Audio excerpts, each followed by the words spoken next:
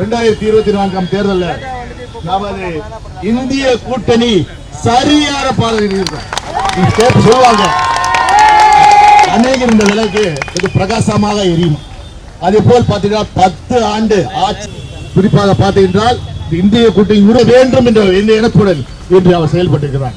இன்று பத்திரத்தில் ஊழல் செய்தார்கள், இதெல்லாம் மூடி மறைத்து விட்டு இன்னமும் அவர் நல்லவர்கள் போல இன்று பேசப்படுகிறார். உங்கள் முகத்திரையை கிழிக்கிறதான் திராவிட முன்னேற்ற கழகத்தின் முதல் வேலை. அதை கிழிப்பவர் எங்கள் தலைவர் தளபதி மு.க. ஸ்டாலின்.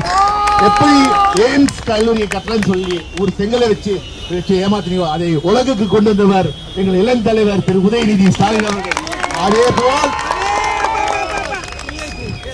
சிஏஜி பாருங்க, அதாவது கண்ட்ரோலர் ஆஃப் ஆடிட் சொல்றாங்க. மோடி அரசு 7 லட்சம் கோடி ரூபாய்க்கு ஊழல் செஞ்சிருக்கு. ஒரு பத்திரிகை எழுதுறீங்களா? அதை பத்தி ஒரு கிலோமீட்டர் ரோடு போடுறதுக்கு 280 கோடி ரூபாய் செலவாகும். யாரு? மோடி அரசுல ஒரு கிலோமீட்டர் ரோடுக்கு 250 கோடி. ஆனால் மற்ற சாலையெல்லாம் 28 கோடி. 280 கோடி என்றால் எவ்வளவு லட்சம் கோடிகளை நீங்கள் ஊழல் செய்திருக்கிறீர்கள்.